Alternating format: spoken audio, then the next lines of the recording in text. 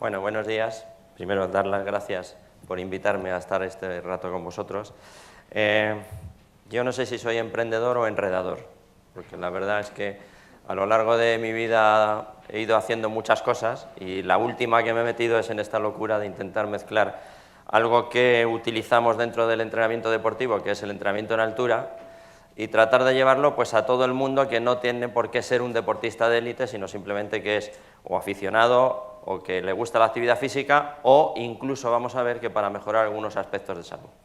De tal manera que somos un equipo de 8 personas que hemos ido desarrollando esto a través de la locura y la pedrada que tenemos cada uno, y entonces pues aquí estamos, llevamos 1 año y medio en ello y creo que hemos avanzado bastante.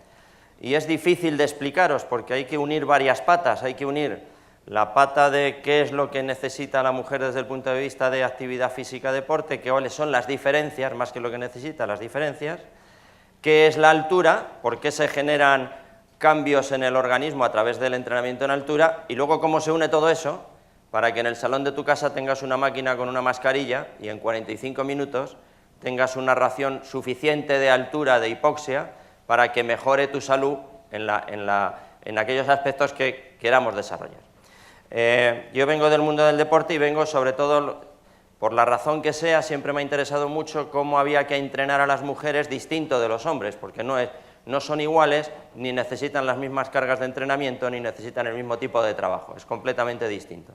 Y a partir de ahí, pues he ido a lo largo de estos años, como os ha dicho antes Mónica, yo vengo del mundo del deporte, he estado en 3 Juegos Olímpicos, con natación y con triatlón, en Barcelona, en Atenas y en Pekín, lo cual significa que ya tengo muchos años también. Bien, la mujer, fundamentalmente, lo que rige más a nivel fisiológico son las diferencias que se producen en los distintos pulsos de hormona que se producen durante un ciclo menstrual. Es decir, no se produce el mismo tipo de hormona en un momento dado que en otro, no se produce el mismo tipo de hormona antes de la ovulación que después de la ovulación. Y eso vamos a ver que influye directamente en la capacidad de rendimiento físico de la mujer. Físico porque es lo que nos atañe hoy, pero también influye en otros muchos más aspectos. El hombre ya sabéis, sobre todo vosotros, que es mucho más plano, solo tienen una, siempre la misma. Con los años se va bajando un poquito, pero siempre es la misma, no hay mucha variación. Bien. Lo que me interesa aquí es que veáis cómo hay una hormona que es el estrógeno que se produce justo antes de la ovulación, aquí, y que luego hay otra que es la progesterona, que es la que más se produce después de la ovulación. Esto hace que sea completamente distinto la actividad física que necesita una mujer antes o después. Cosas que sabemos sin querer aburriros. Sabemos que durante los días de regla hay menor rendimiento en velocidad y en resistencia. Sabemos que según la fase de ciclo menstrual en la que te encuentres hay más posibilidades de tener una lesión de rodilla o una lesión de tobillo que en otras. ¿Por qué? Pues porque hay una hormona que se llama relaxina que al generarse hace que haya una distensión ligamentosa y entonces es mucho más fácil tener una lesión de rodilla o de tobillo durante los días previos a la regla y durante los días de regla. Luego esos días habrá que tenerlo en cuenta para hacer determinado tipo de actividades o no hacerlas, etc. Hay diferentes ganancias de fuerza según el ciclo, es decir, sabemos que entre la ovulación y la regla, las sesiones de fuerza que hagas en el gimnasio tienen mucho menos efecto o casi ninguno comparado con lo que haces entre la regla y la ovulación. Es completamente distinto y de hecho en las deportistas tratamos de poner las sesiones de fuerza, trato yo, hay pocos entrenadores que lo hagan, que tratamos de poner las sesiones de fuerza justo entre la regla y la ovulación porque es donde más efecto tiene ese entrenamiento de fuerza. Bien. La fuerza, si estáis metidos más o menos en el mundo del fitness, revistas, etcétera, habéis visto que últimamente una de las acciones que más se utilizan es el entrenamiento de la musculatura respiratoria. Pues también sabemos que hay diferencias en la musculatura respiratoria en la mujer entre la fase preovulatoria y la fase posovulatoria. Se tiene mucha más fuerza inspiratoria y expiratoria entre la regla y la ovulación y se tiene mucha menos fuerza y mucho menos flujo de aire después de la ovulación y por lo tanto también empeorará el rendimiento. Sabemos que se reducen los síntomas, los efectos del síndrome premenstrual con la actividad física moderada y también sabemos que los anticonceptivos orales a nivel de rendimiento deportivo provocan pérdida de rendimiento, como menos consumo de oxígeno, aumento de la fatiga y llegar a la fatiga máxima antes. Bien, y luego tenemos, desde el punto de vista de la salud, el punto más importante de la mujer es cuando llega la menopausia. Sabemos que en la menopausia, con la desaparición del estrógeno, llega un momento en el que esa protección que da el estrógeno hacia tener accidentes cardiovasculares desaparece y por lo tanto es mucho más fácil tener un accidente cardiovascular en una mujer a partir de la menopausia. Por supuesto, la osteoporosis, al perder el estrógeno hay mucha menos calcificación ósea y por lo tanto hay ese efecto también de osteoporosis y los famosos sofocos, aparte de otros muchos más. Bien, dicho esto, ¿la altura por qué se utiliza en el rendimiento deportivo?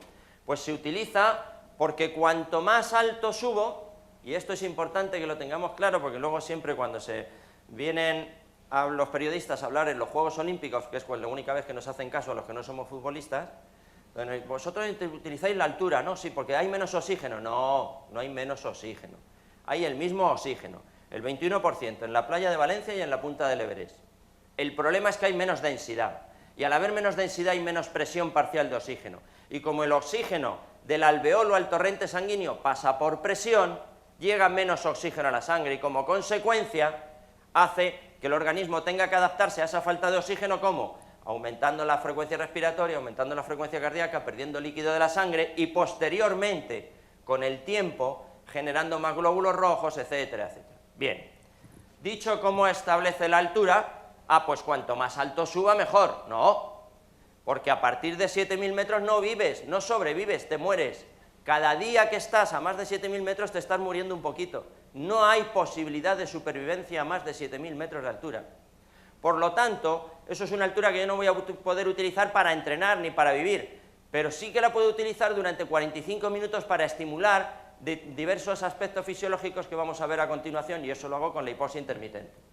La que más se utiliza es entre los 1.800, 2.300, 2.500 metros, esa es la altura que más se utiliza para entrenar. Yo subo altura, y como se ha puesto de moda lo de la EPO, parece que yo subo altura solo por producir EPO. La EPO es una hormona que lo que hace es que aumente la producción de glóbulos rojos, y por lo tanto aumenta la oxigenación de la sangre y mejora el rendimiento. No, no es solo la EPO. Se producen más cosas cuando estoy haciendo entrenamiento en altura o entrenamiento en hipoxia. Sabemos que cuando la saturación de oxígeno cae del 90%, se produce la estimulación de un factor que se llama factor inducible por la hipoxia, el HIF1, que lo que hace es, entre otras cosas, hacer cambios en el metabolismo del hierro, por lo tanto estoy previniendo la anemia, cambios en enzimas aeróbicas y anaeróbicas, es decir, de resistencia y de intensidad, cambios a nivel de utilización de glucosa y utilización de grasa para poder hacer el ejercicio, etcétera, etcétera. Es decir, que no es solo la EPO, sino que este HIF1 genera muchas más adaptaciones fisiológicas que lo que genera la altura natural. Es decir, yo puedo entrenar en altura natural, Sierra Nevada, puedo entrenar dentro de una tienda, que fue la segunda metodología que se utilizó, y puedo entrenar, como os estoy diciendo, a través de la hipoxia intermitente con una máquina y con una mascarilla. Esas tres tecnologías conviven en el momento actual. Aquí tenéis una gráfica de una sesión real de hipoxia intermitente. Si os fijáis, aquí está el nivel de saturación de oxígeno del 90%, cada vez que la saturación de oxígeno, que se mide con un pulsiosímetro en el dedo, cae por debajo del 90%, se genera una estimulación de la EPO y del HIF1.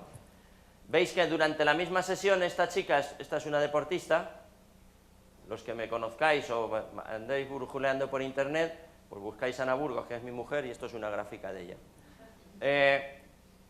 Esto, veis que a lo largo de la misma sesión ya se va produciendo adaptación, es decir, que el cuerpo se adapta durante una hora de entrenamiento, se adapta a la altura. Si os fijáis, esto es al 11%, que son unos 5.100 metros, y veis que cae por debajo del 90, al 84, al 86, 87%. Un año después, al 11%, 10 minutos seguidos, no baja del 96%. Es decir, para ella esta sesión ya no le valdría, ya no estaría generando esas adaptaciones que hemos ido buscando de aumento de HIF1, de aumento de EPO, etc. Claro, si yo estoy en una tienda, en las tiendas tengo que estar durante mucho tiempo y al mismo nivel de estímulo, no puedo estar durmiendo a 5.000 metros de altura, tengo que dormir a 3.000 durante 90 días, luego se pierde la estimulación. Luego, ¿cómo aumento la estimulación? Haciendo sesiones más cortas y a más altura.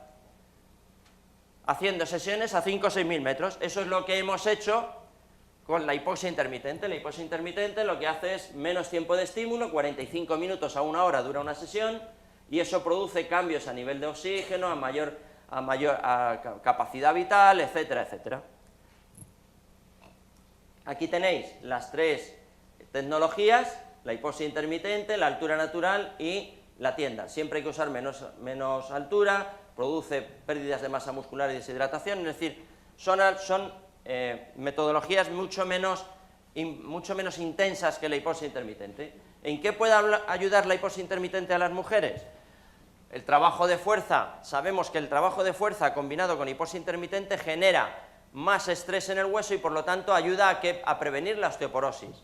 Sabemos que ayuda a la recuperación tras el parto, sobre todo a nivel cardiovascular. Previene problemas cardiovasculares, los que hemos dicho en la menopausia por la desaparición del estrógeno, la protección a nivel de cardiovascular. Sabemos que con la hipoxia intermitente eso no se produce. ¿Por qué? Porque la hipoxia intermitente, el HIF1, hace que haya aumento de capilarización a nivel cardíaco. Ayuda a la pérdida de grasa y en consecuencia al peso. Mejora el metabolismo del hierro. Las mujeres tenéis una tendencia clarísima a la anemia. Anemia que se soporta mucho mejor que los hombres, como casi todo. Y entonces, yo el otro día, una alumna mía allí en la facultad me dice, oye, es que tengo una ferritina de 5, ¿qué hago? Digo, pues mira, si fueras este que está aquí a tu lado, estarías arrastrándote por los pasillos, pero como eres mujer y lo aguantáis todo mucho mejor, pues estás bien, te mueves, hay que corregirlo, pero no es lo más importante. Previene, hay un aspecto durante el embarazo, que se llama la preeclampsia, que lo que genera es una componente entre hipertensión gestacional, diabetes gestacional, que luego, después de dar a luz, sigue y puede dar lugar a problemas graves. Con la hipoxia intermitente se puede prevenir y se puede corregir ese factor. Reduce la inflamación general, por eso se utiliza en obesos. Reduce los síntomas del síndrome premenstrual y el insomnio en aquellos momentos de la menopausia. No valen todas las alturas para todo. Para producir sueño en aquellas mujeres en la menopausia que tienen insomnio, utilizaremos alturas de 3 o 4.000 metros. Para mejorar la parte ósea utilizaremos otras alturas. Y todo eso se controla. ¿Cómo se controla? Y aquí es donde viene eAltitude.